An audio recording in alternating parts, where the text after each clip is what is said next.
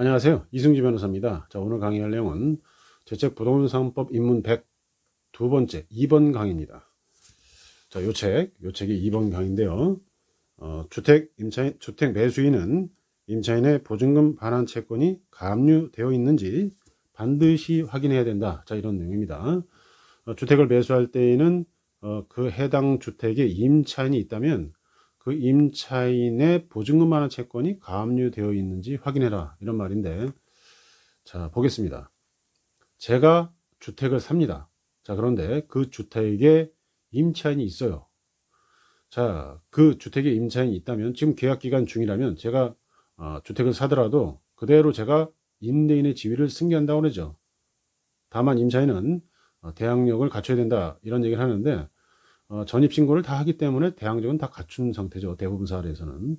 그래서 제가 주택을 매수하면서 임차인이 있을 때에는 제가 임대인의 지위를 승계합니다. 따라서 임대차 계약이 끝날 때쯤에는 제가 매입하고 나서 좀 시간이 흐른 다음에 임대차 계약이 끝날 때쯤에 제가 보증금을 주고 내보내잖아요.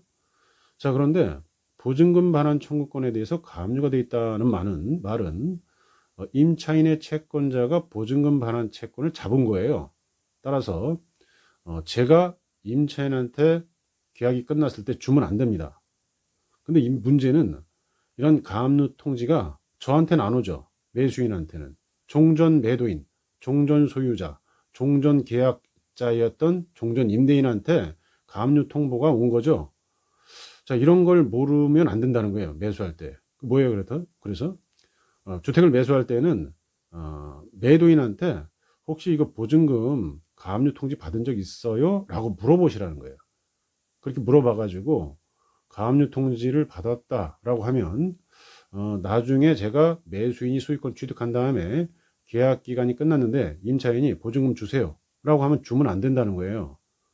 가압류되어 있다는 걸 제가 종전 소유자로부터 확인을 했기 때문에 가압류되면 어떻게 돼요? 제가 임차인한테 보증금을 주면 안 됩니다. 임차인의 채권자가 임차인한테 소송해서 승소한 다음에 저한테 달라고 할 수가 있기 때문에 제가 임차인한테 주게 되면 이중 지급 위험에 노출되는 겁니다. 자, 이게 중요한 게 가압류 같은 경우에는 매수하는 입장에서는 알 수가 없는데 그 효력이 매수인한테 미친다는 대법원 판결이 있기 때문에 이런 거예요. 이게 이제 주택임대차 보호법상 임대인 지위를 승계한다. 누가요? 주택 매수인이. 이 조항을 이렇게 해석하는 거니까 주의를 하셔야 됩니다. 핵심은 뭐예요? 가압류 통보를 받지 않은 매수인에게도 가압류 효력이 미친다는 겁니다.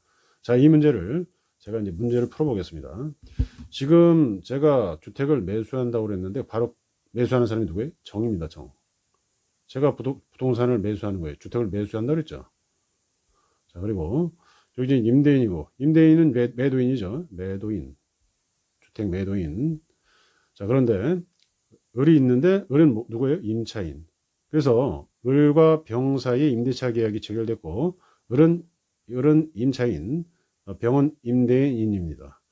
자, 그러면은 임차인은 계약이 종료되면 이렇게 보증금 반환 청구권을 행사할 수 있잖아요. 이렇게 병한테. 자, 그런데 을의 채권자인 갑이 있던 거예요. 그래서 을은 채무자고 갑은 을의 채권자입니다. 을은 임차인이었죠. 자, 이런 상태에서 갑이 을에 대해서 이 채권을 적절하게 행사하기 위해서 채권 가압류를 하는 거예요. 보증금 반환 채권에 대해서 잡아둔 거예요. 그래서 갑이 을한테 돈을 달라는 채권 청구를 해서 승소를 한 다음에 어때요?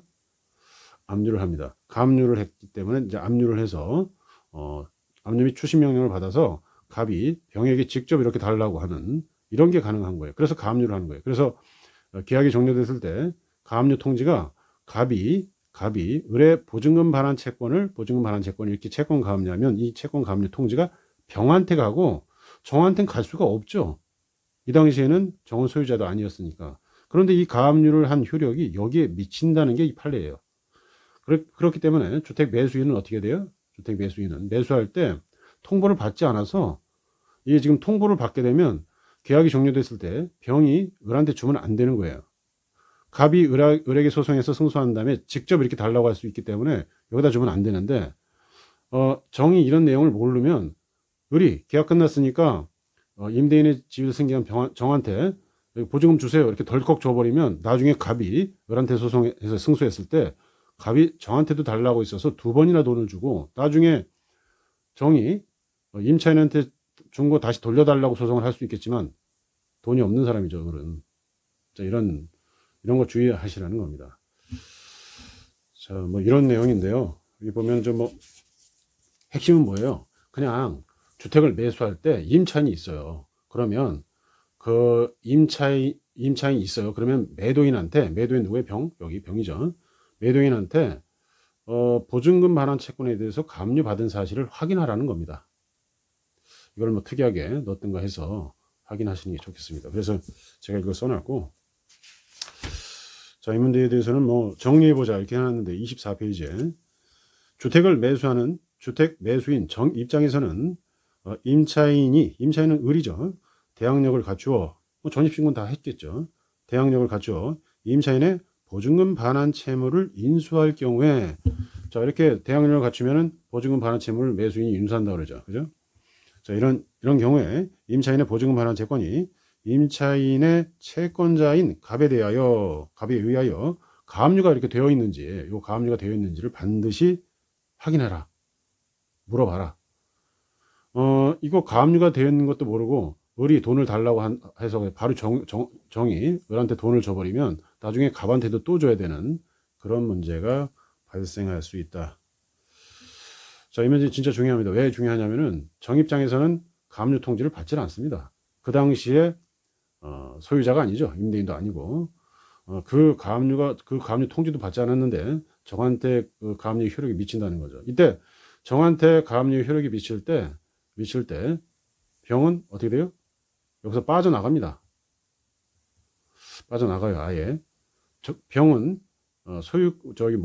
보증금 지급 의무도 없고 이 가압류 효력도 이 사람한테는 없어지고 정한테 있어집니다. 이게 대법원 판결 취지가 그래요. 오늘 여기까지 강의하겠습니다. 감사합니다.